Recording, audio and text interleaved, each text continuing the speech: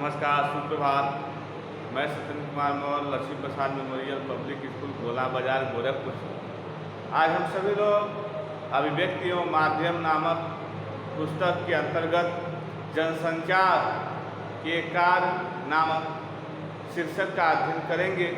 जनसंचार, जैसा आप सभी लोग जानते हैं, जनसंचार का शाब्दिक अर्थ होता है जन मतलब आदमी। आदमी को सूचित करने वाले माध्यम को हम जनसंचार के माध्यम के नाम से जानते हैं। तो आखिर में जनसंचार का क्या कार्य होते हैं, वह कार्यों का आज हम इस वीडियो के माध्यम से अध्ययन करेंगे। तो आइए हम देखें जनसंचार के कार्य। तो पहला जनसंचार का जो कार्य होता है वह होता है सूचना देना। पहला जो होता है जनसंचार का कार्य क्या होता है? सूचना देना। पहला कार्य होता है सूचना देना। इसके अंतर हम देखेंगे जनसंचार माध्यमों का प्रमुख कार्य सूचना देना है। जनसंचार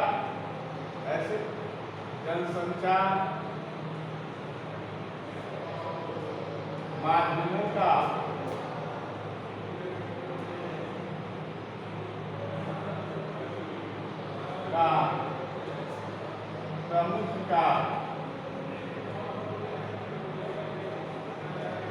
प्रमुख कार्य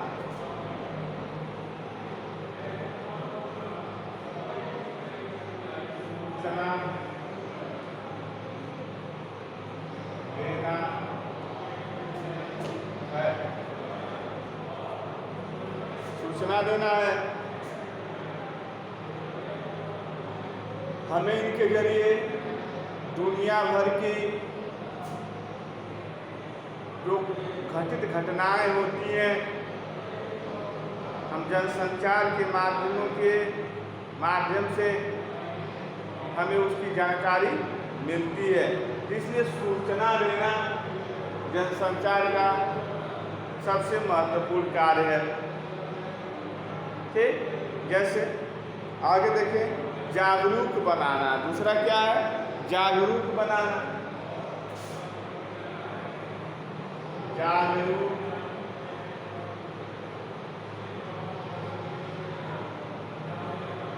बनाना।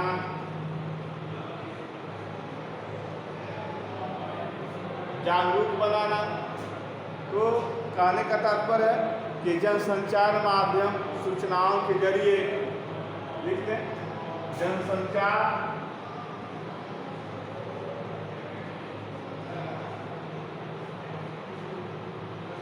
माध्यम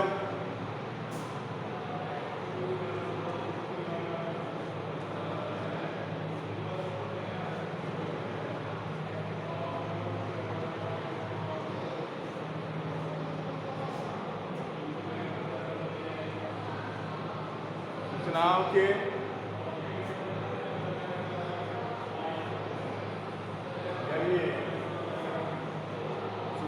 के जरिए हमें जागरूक बनाते हैं।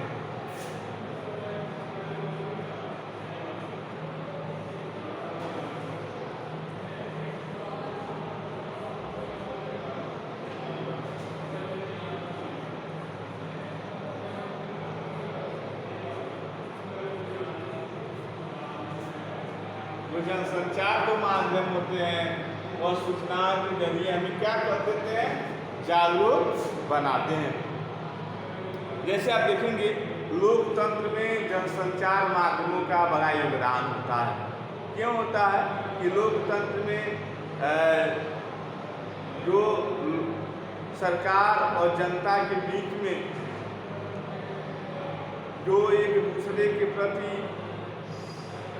जो सूचनाएं होती है, जैसे सरकार की नई योजनाओं को जनता तक पहुंचाना और जनता की ज़रूरतों को सरकार तक पहुंचाना, यह सब चीज़ें यह जनसंचार के माध्यम के जरिए ही हम सरकार तक अपनी समस्याओं को पहुंचाते हैं और सरकार के द्वारा जो लाभान्वित योजनाएं होती हैं उससे हम प्राप्त करने का प्रयास करते हैं।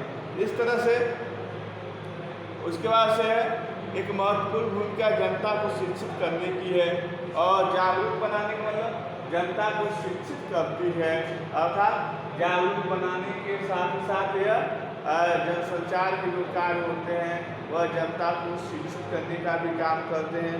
तीसरा देखेंगे मनोरंजन करना। तीसरा क्या होता है?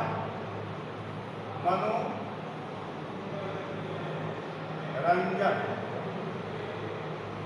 मनोरंजन करना, ठीक, ये देखती जाएंगे।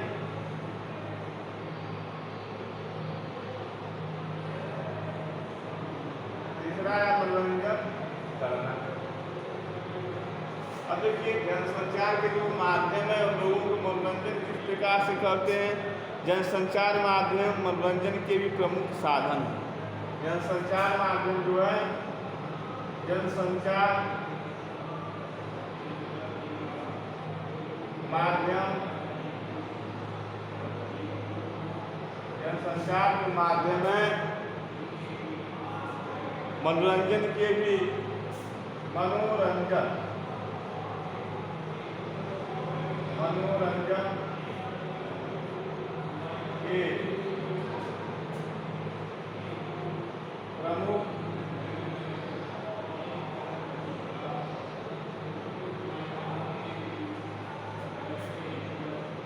प्रमुख माध्यम है। प्रमुख माध्यम कैसे हैं? जैसे सिनेमा, टीवी, रेडियो, संगीत, जैसे सिनेमा,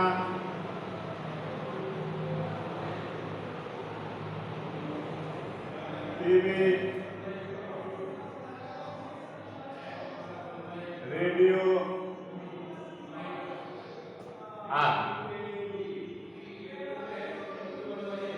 के माध्यम से भी लोगों का क्या होता है? मनोरंजन होते हैं, और इस तरह से मनोरंजन के भी क्या होते हैं? माध्यम होते हैं। वहीं यदि हम देखें चौथे में भी हम देखें, चौथा क्या है? एजेंडा तय करना या निगरानी करना। अब निगरानी करना देख लीजिए, निगरानी करना, निगरानी करना। अब ये जनसंचार के माध्यम निगरानी कैसे करते हैं? आप देखेंगे कि निगरानी करने का यहाँ पर संबंध इस बात से है कि हमारा जो समाज है कैसा है? लोकतांत्रिक समाज है, और लोकतांत्रिक समाज में जनसंचार माध्यमों का एक प्रमुख कार्य, लोकतांत्रिक समाज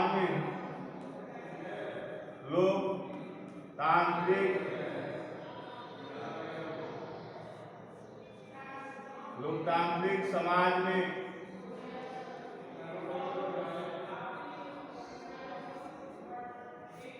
लोकतांत्रिक समाज में जनसंचार माध्यमों का एक और प्रमुख कार्य, जनसंचार माध्यमों का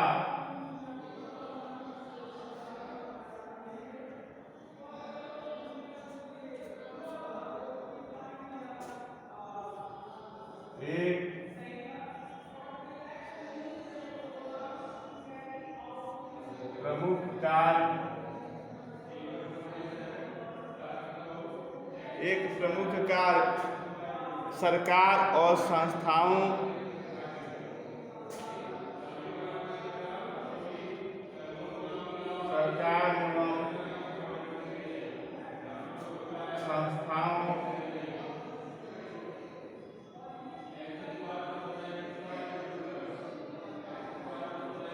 सरकार एवं संस्थाओं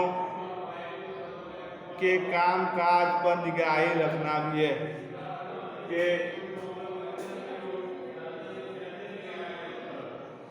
कामकाज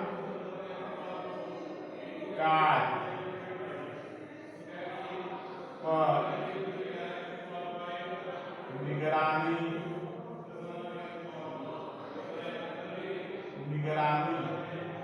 भी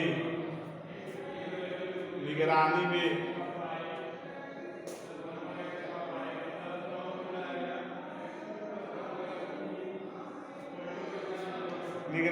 रखना है। इस तरह से आप देखेंगे कि जो जनसंचार के जो कार्य होते हैं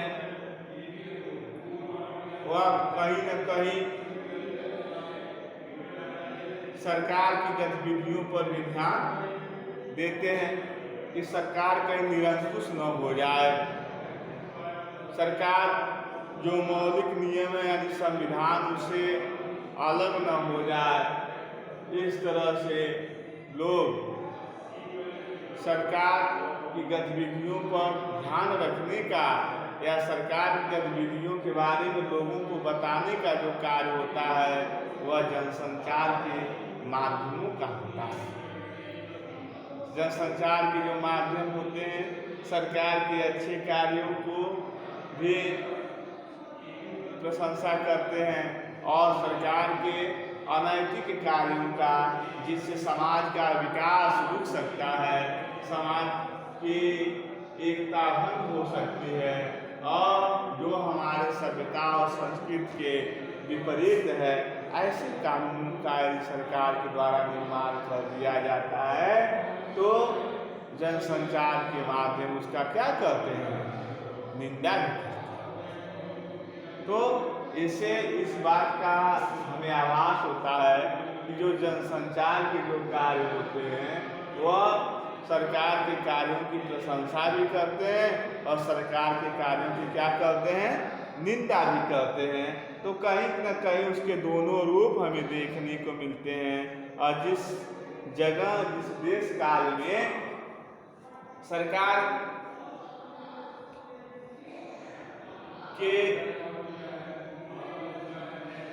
कंट्रोल में यानी कहा जाए कि जिस देश में पत्रकारिता या जनसंचार के माध्यम सरकार से स्वतंत्र होते हैं यानी सरकार के दबाव में काम नहीं करते हैं वहाँ की लोकतांत्रिक व्यवस्था काफ़ी हद तक सफल भी होती है और काफ़ी स्वेच्छा से काम करने के कारण जो सत्य है उस सत्य को सरकार के सामने या सरकार के कार्यों का या सरकार के में काम करने वाले लोगों का सबका जनसंचार के माध्यम से उनकी प्रशंसा भी की जाती है और अनैतिक काम करने पर उनकी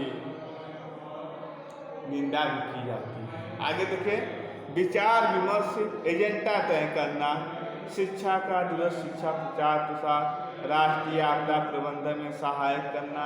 अब देखें एक बहुत महत्वपूर्ण टॉपिक और है वह है विचार विमर्श के मंच। जनसंचार माध्यमों का एक कार्य यह भी है कि वे लोकतंत्र में विभिन्न विचारों के अभिव्यक्ति का मंच उपलब्ध कराते हैं। जनसंचार के माध्यमों का एक और भी बहुत महत्वपूर्ण कार्य है वह लोकतंत्र में विभिन्न विचारों, लोकतंत्र में चूंकि लोकतांत्रिक समाज में लोगों का तंत्र होता है, लोकतंत्र जिसको कहते हैं लोगों का शासन, ठीक कहा जाता है लोकतंत्र जनता का जनता के लिए जनता द्वारा शासन होता है। तो लोकतंत्र का जो निर्माण वह जनता के द्वारा होता है और किसके लिए होता है, जनता के लिए होता है और शासन किसके द्वारा चला जाता है, जनता द्वारा। यानी अंतिम शक्ति जो है लोकतंत्र में वह किसके पास है, वह जनता के पास। जिसको चाहे वह प्रधानमंत्री बना सकते हैं, सत्ता दिला सकते हैं और जिसको चाहे उसको सत्ता पर से क्या करते हैं, उतार भी सकते हैं। तो इस तरह से हम यह कह सकते हैं कि बहुत हद तक जनसंचार के जो कार्य हैं वह मायने रखते हैं। और आगे हम देखेंगे कि दूसरी हेडिंग देखें, विचार शिक्षा और दूरस्थ शिक्षा का प्रचार प्रसार करना। शिक्षा का भी बहुत तेजी से प्रचार होता है जनसंचार के माध्यमों से। इसको एडवर्टाइजमेंट के नाम से कि ये पढ़ेंगे ऐसे बनेंगे, यहाँ प्लेसमेंट है, यहाँ जगह है। तो इस तरह से जनसंचार के माध्यमों का काफ़ी तेजी से प्रयोग होता है।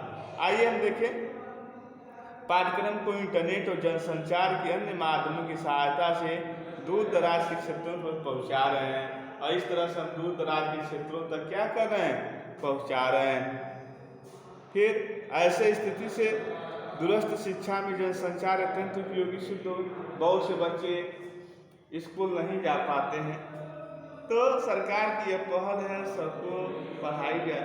तो दूरस्थ शिक्षा विधि के माध्यम से, दूरस्थ मतलब कि दूर स्थान पर भी जो लोग हैं वो अभी सरकार के द्वारा दूरस्थ शिक्षा